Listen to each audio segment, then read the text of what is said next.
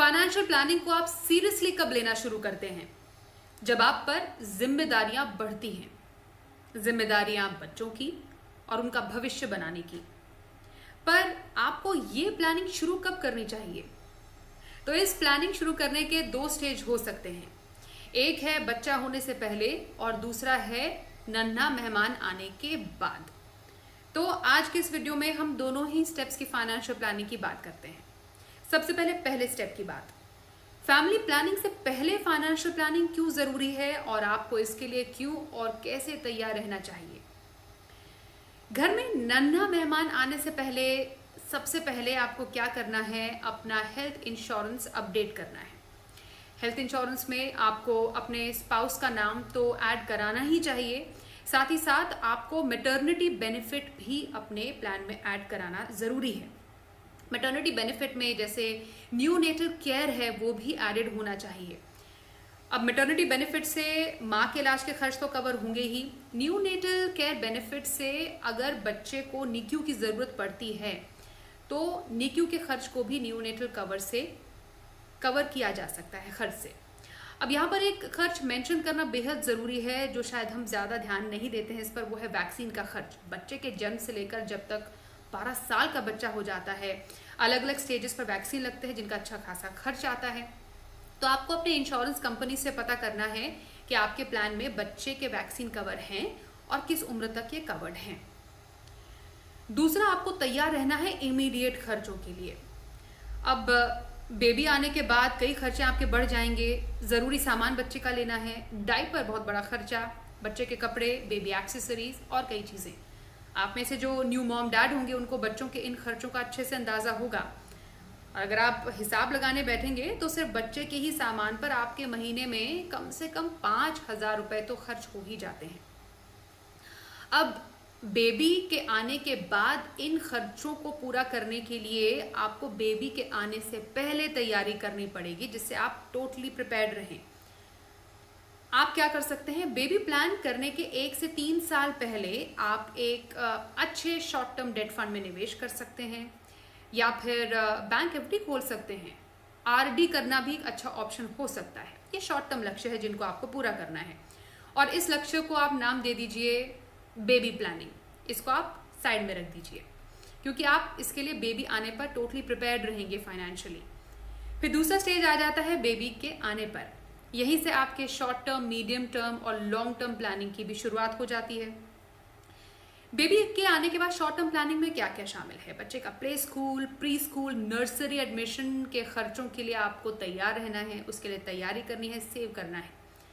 ये लक्ष्य 5 साल के होते हैं बच्चे के पैदा होने से। इसमें बेस्ट ऑप्शन रहता है डेट में निवेश करना। हाँ, यहाँ पर आपके लक्ष्य में एक बड़ा घर या फिर बड़ी गाड़ी या फिर नई गाड़ी भी शामिल हो सकती है।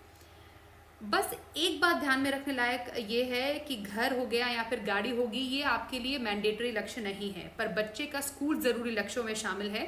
तो आप अपने गोल को इसी तरीके से प्रायोरिटी में सेट करें, क्योंकि ज़रूरत आने पर घर जैसा या गाड़ी जैसा लक्ष्य हो गया वो मीडियम टर्म लक्ष्य में भी स्ट्रेच किया जा सकता है, लेकिन बच्चों के लक्ष्य नहीं किए जा सकते स्ट्रेच।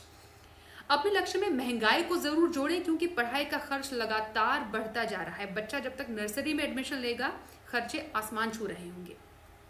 फिर बारी मीडियम टू लॉन्ग टर्म लक्ष्यों की, जिसमें बच्चे की ट्यूशन फीस है, स्किल डेवलपमेंट है, हायर एजुकेशन के लक्ष्य को शामिल कर सकते हैं। आप बच्चों को यहीं पर भारत में पढ़ाई करानी है या फिर किसी इंटरनेशनल इंस्टीट्यूट में भेजना चाहते हैं, तो दोनों के खर्चे को आपको अलग अलग से वर्कआउट करना पड़ेगा। और लॉन्ग टर्म लक्ष्य को आपको इक्विटी से साधना है।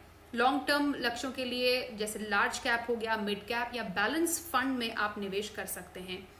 और लक्ष्य के जैसे जैसे आप करीब आएंगे आपको डेट फंड में शिफ्ट हो जाना है, पोर्टफोलियो रीबैलेंस करना है। पारंपरिक निवेश के तरीकों में पीपीएफ एक अच्छा लॉन्ग टर्म निवेश का विकल्प है, जिसमें 15 साल का लॉक इन होता है और एटीसी का बेनिफिट आपको मिलता है।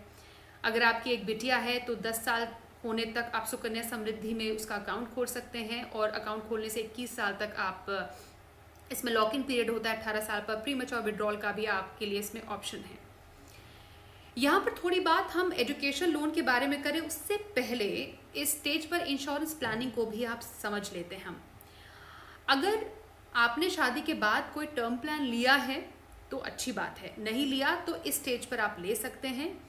कितना टर्म प्लान सही है, सालाना आय का लगभग 10 से 15 गुना टर्म प्लान आप खरीद लें और हेल्थ प्लान को आपको बढ़ाना है। इसमें बच्चे का नाम भी आप ऐड करा दें। फिर हायर एजुकेशन को फंड करने के लिए अब हम एजुकेशन लोन की बात करते हैं, जो एक अच्छा विकल्प है। खर्चे लगातार बढ़ते जा रहे हैं पढ़ाई के। इसमें क्या क्या शामिल है? कोर्स की बेसिक फीस, कॉलेज के दूसरे खर्च भी इसमें कवर्ड होते हैं। जो लोन का बोरोवर, मेन बोरोवर छात्र होता है, लोन को छात्र ही चुकाता है, और जो रीपेमेंट है आप कोर्स खत्म होने के 1 साल बाद या फिर नौकरी मिलने के 6 महीने के बाद से भी शुरू कर सकते हैं। सबसे अच्छा बेनिफिट इसका ये है कि लोन के ब्याज पर आप सेक्शन 80E के तहत छूट भी पा सकते हैं, और ये फायदा क्लेम शुरू करने के 8 साल तक आपको मिलता है।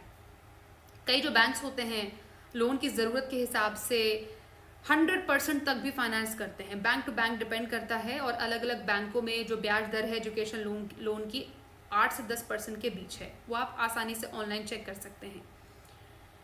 फिर ऐसा स्टेज आता है जब बच्चे की नौकरी लग जाती है, बच्चे सेल्फ सफिशिएंट हो जाते हैं, अपनी फाइनेंशियल प्लानिंग खुद से करने लगते हैं। तो यहाँ एज पेरेंट्स आपको क्या करना है? रिलैक्स हो जाइए और उम्र के हर पड़ाव पर बच्चे को अहमियत समझाइए पैसे की।